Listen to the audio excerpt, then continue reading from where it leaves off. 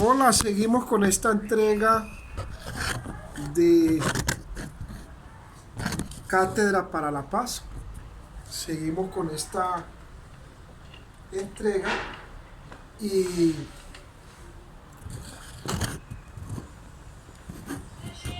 en esta entrega acuérdese que estamos ya hablando de lo que fue la historia del fenómeno narco, ¿verdad?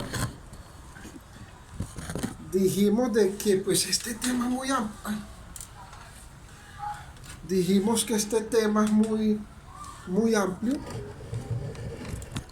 que pues hablar de este tema es demasiado. Es decir, es abordar muchos temas y que hay demasiadas opiniones, ¿verdad? De que hay demasiadas opiniones, de que hay demasiadas opiniones, de que hay demasiadas disertaciones, pero que pues en este pequeño grupo académico que tenemos, que es de 15 personas, donde muchas otras personas pues han llamado, ya han querido conversar, ¿verdad? Hay tantos puntos de vista, pero que acá apenas estamos abordando un pequeño espacio académico, es decir, un pequeño círculo académico de las ciencias sociales llamado Cátedra para la Paz, ¿verdad? Que estamos disfrutando y donde hemos aprendido y abordado algunos temas.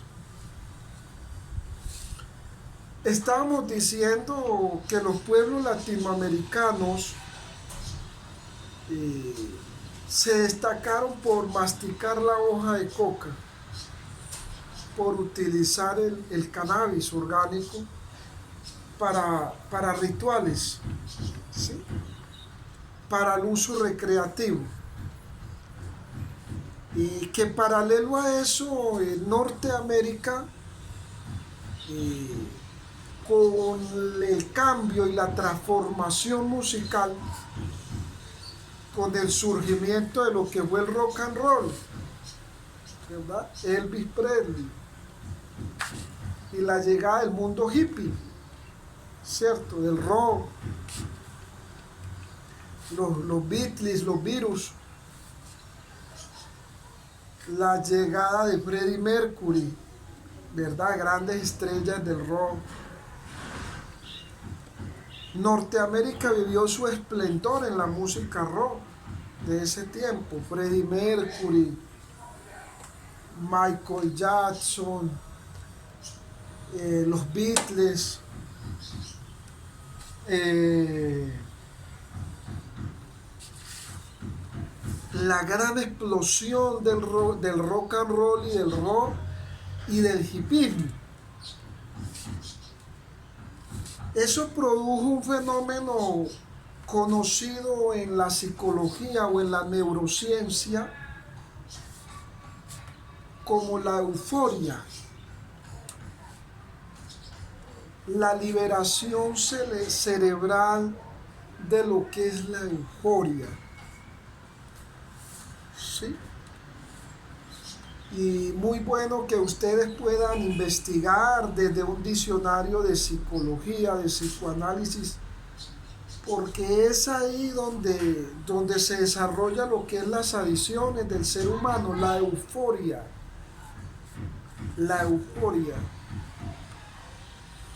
¿sí? La emoción desmedida, la euforia. Y esa euforia y ese frenesí eufórico pues llevó al desarrollo de esos tiempos donde alentados por el rock and roll, se llevaron a cabo muchos festivales del rock and roll en Estados Unidos y en Norteamérica.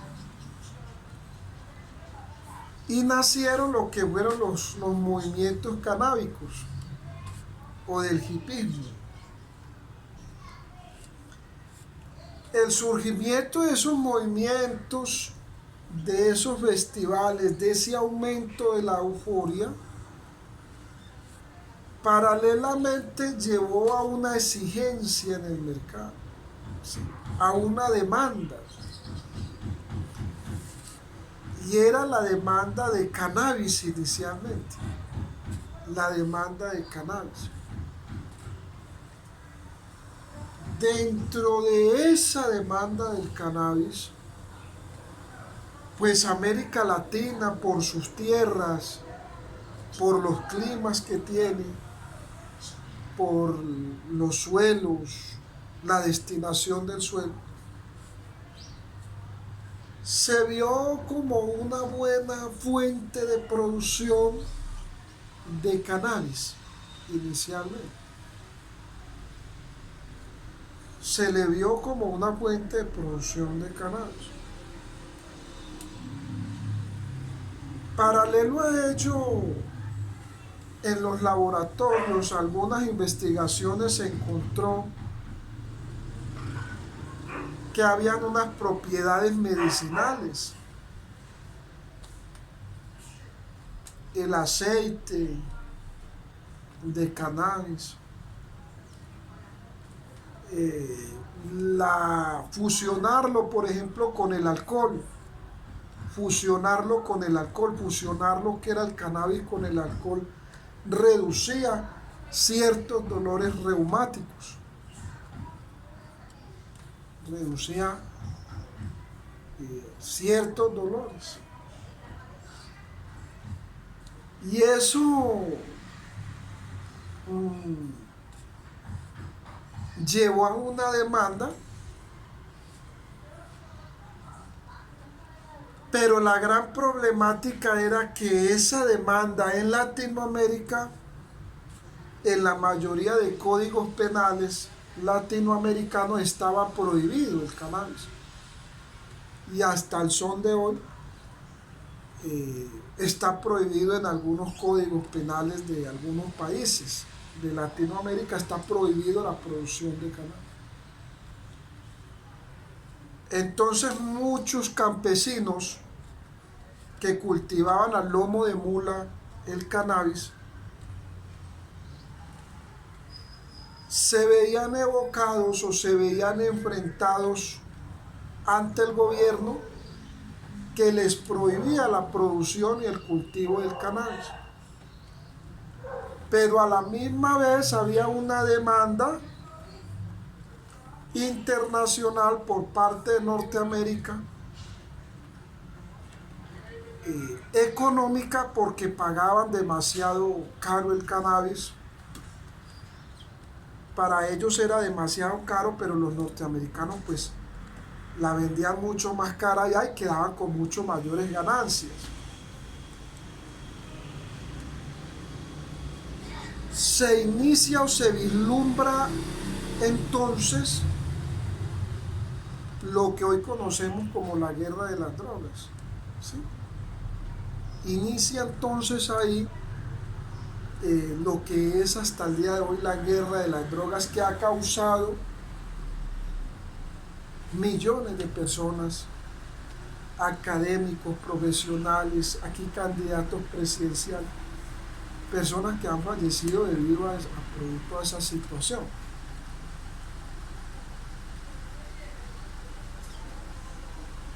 Ese auge del hipismo, de la música rock, del rock and roll, de los movimientos canábicos, pues exigía cannabis, producción de cannabis. Pero en Latinoamérica esa producción era prohibida, es decir, la producción orgánica. No se podía tener una huerta de cannabis, ni se podía sembrar cannabis. Esa situación estaba impedida. Y eso entonces llevó a las primeras luchas entre campesinos, entre el gobierno y Norteamérica, que se metió, porque también buscaba tener parte allí.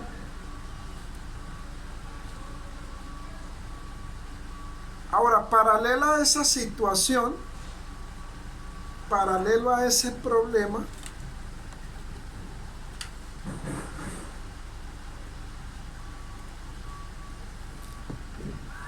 paralelo a esa situación,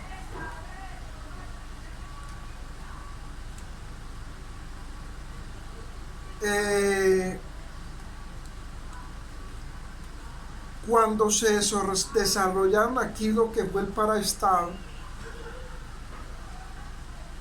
o cooperativas de seguridad, como le llamó Guillermo León Valencia en ese tiempo,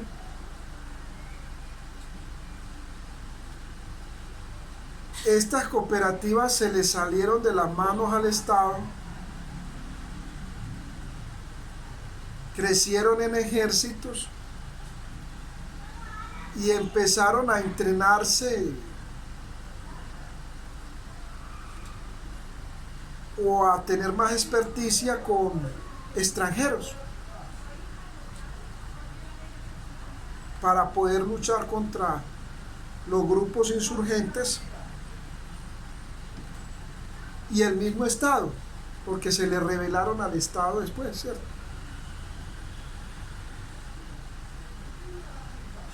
Y empezaron a traer extranjeros. En esa traída de extranjeros para acá y en ese intercambio de extranjeros que venían acá a entrenar, en eso está como el israelí Klein, ¿sí? Que fueron personas que vinieron a darle doctrina militar, a darle doctrina de guerra a jóvenes que estaban enseñados a sembrar yuca, papa, plátano, ¿sí? Personas que estaban enseñadas que eran de un origen campesino, que estaban enseñadas al arado, al cultivo de animales. Se les capacitó, se les orientó con doctrina militar y doctrina de guerra, como lo dice esta persona Klein, que ustedes pueden mirar y escuchar por ahí el testimonio, ¿cierto? Quien vino y la idea era cambiarle la mentalidad a esos jóvenes o a esos campesinos. El fin era cambiarle la mentalidad a ellos.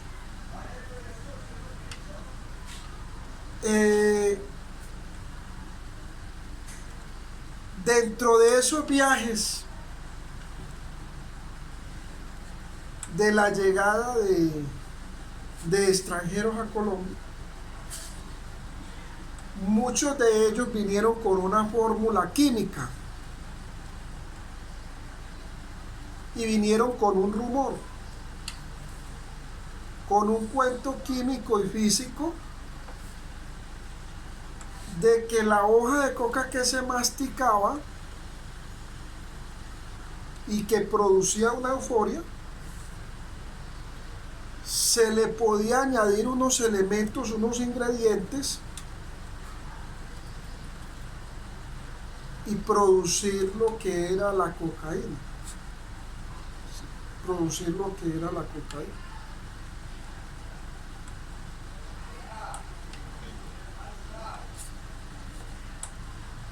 Esa idea la trajeron extranjeros norteamericanos, personas israelíes, y se la dieron a los colombianos.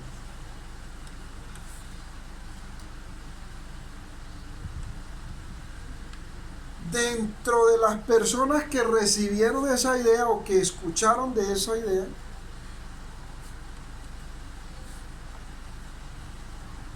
se encontraban algunas personas en Medellín como Pablo Escobar Gaviria, ¿sí? Pablo Escobar Gaviria, quien inicialmente era un muchacho que trabajaba en lo que era el contrabando, ¿sí? Lo que conocemos como el contrabando, es decir, traer mercancías, de un lugar a otro, desplazarla de un lugar a otro, sin los permisos del Estado, sin la autorización del Estado, sin los registros o certificados. Pablo Escobar Gaviria, un muchacho que se dedicaba inicialmente al contrabando, y como muchos muchachos pobres de Medellín, bregando al rebusque a salir adelante, jalaba algunos carros, repuestos, y los intercambiaba en lo que hoy se conoce en Medellín como la valladera, ¿sí? Intercambiaba lo que eran algunos repuestos, a eso se dedicaba Pablo Escobar Gaviria, ¿verdad? Inicialmente era una persona que no revestía pues ningún interés para el Estado. Se dedicaba a hacer pequeños transportes en un carro que tenía de mercancía de repuestos, pero era como para el diario vivir, es decir, no era producción a gran escala y no tenía pues ninguna relación en lo que era en ese momento el fenómeno criminal transnacional. En uno de esos viajes que él hacía, que los hacía de Bolivia, los hacía desde Ecuador, los hacía en el carro, le hicieron la oferta de cargar una mercancía que a él le pareció extraña, porque entre otras cosas nunca consumió la cocaína, no fue consumidor de cocaína. Pablo Escobar no fue consumidor de cocaína. O sea, hizo todo el proceso y toda la cadena de producción, de entrega, ¿sí? Pero nunca fue consumidor, ¿cierto? Dentro de los registros históricos. Eso inicialmente se le hizo la oferta a él, siendo un muchacho muy joven, de cargar una mercancía desde desde acá de Colombia hasta Bolivia, y de traer de acá de Bolivia a Colombia. Él aceptó. Cuando empezó a ver lo que era la mercancía, se encontró con una pasta de color blanco que no sabía qué era, y le causó mucha inquietud, le causó mucho saber cómo que era. En el momento eso para los colombianos, o para una persona que se había dedicado a otras cosas, pues era algo sorprendente y no se sabía. Y eso era algo extraño, pues era algo que no se sabía. Y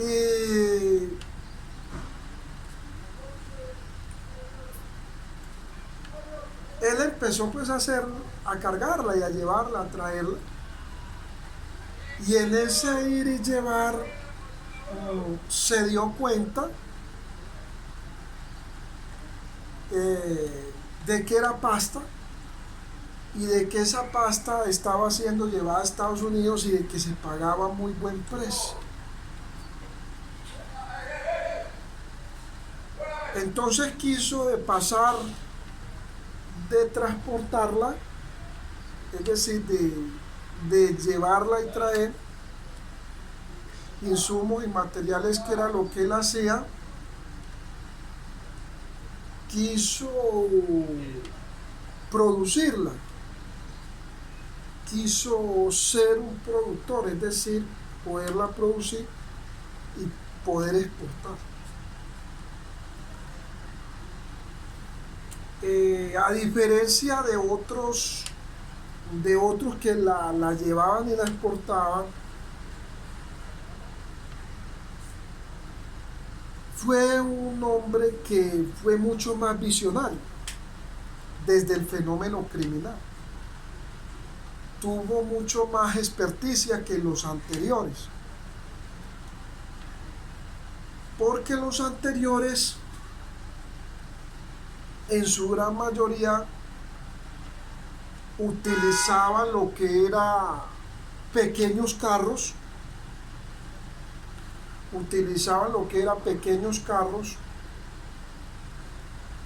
y utilizaban lo que se conoce hasta hoy como las mulas en los aeropuertos, las mulas, que eran personas que ingerían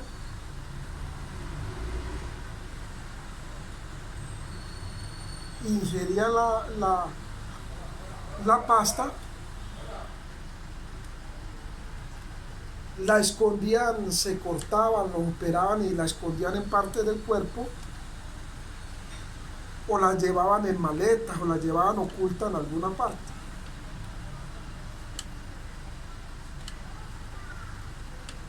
Ese fenómeno o esa forma, él la modificó, la cambió. Y mirando los mapas, haciendo cartografía, encontró que podía utilizar avionetas, pequeñas avionetas, utilizar aviones, lo que era la aviación, y así poder introducir mucho mayor cargamento de droga a Estados Unidos. Entonces es ahí donde aparece en Colombia el fenómeno de los mágicos. Personas que eran del común, que pasaron de no tener nada a tenerlo todo.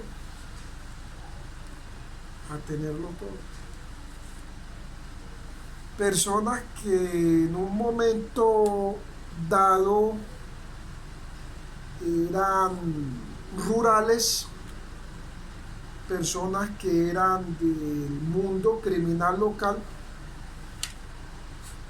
pasaron a ser los mágicos, a recibir inmensas cantidades de dólares. Y pues eso le dio un cambio a una sociedad que estaba enseñada a jornalear. Por ejemplo, un joven que enseñaba a bolear jornal todo un día, a coger café. De un momento a otro se le dio la doctrina militar israelí, se le metió en una agencia de seguridad y pasó a tener millones, ¿verdad?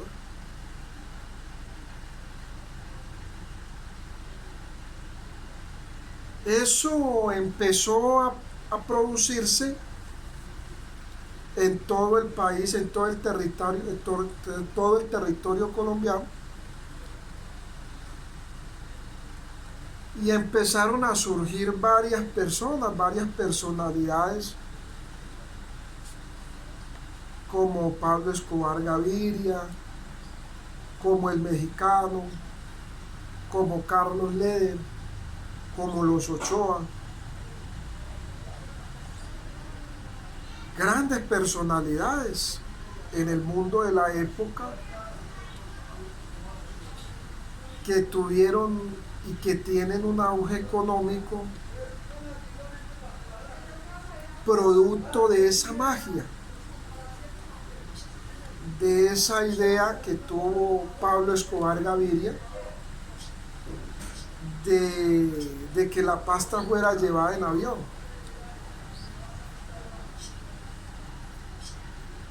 Y eso pues cambió las formas del campo,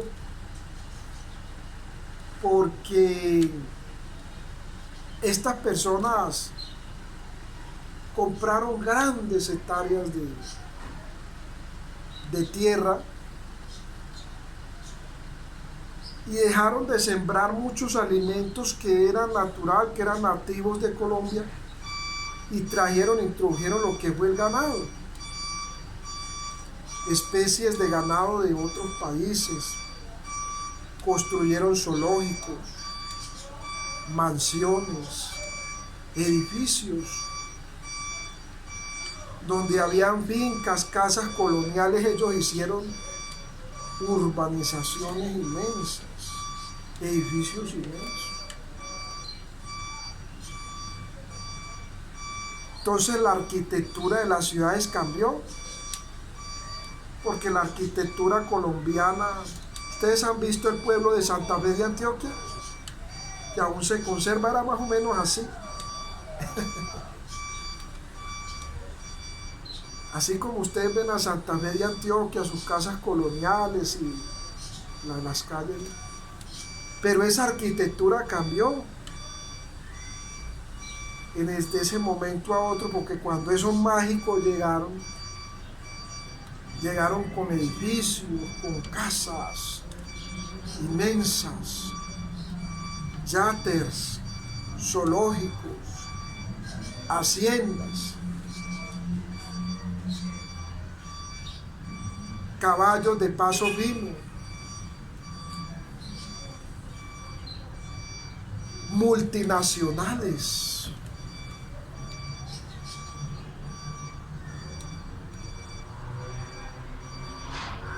Y eso llevó a un cambio, a una transformación hasta cultural. Porque aquí se escuchaba, era una música, una carranga, se escuchaba la música de la carranga, de la carrilera, del despecho. Y se introdujo, llegaron a Colombia muchas estrellas del rock, de la música pop latina. Muchos estadounidenses ya se vinieron para acá. Entonces todo eso fue un cambio cultural y social. Ese auge de los mágicos y de toda esta gente, los Rodríguez Orejuela en Cali, por ejemplo, de todas estas personalidades, le trajo a Colombia un doble beneficio. Por un lado se desarrolló la arquitectura y mucha gente que nunca había tenido un peso llegó a la gloria del dinero, de la magia. Pero por otro lado se recrudeció la guerra. Por otro lado arrancó una guerra que hasta el día de hoy se libra. Una guerra que hasta el día de hoy no ha parado. Una competencia que se metió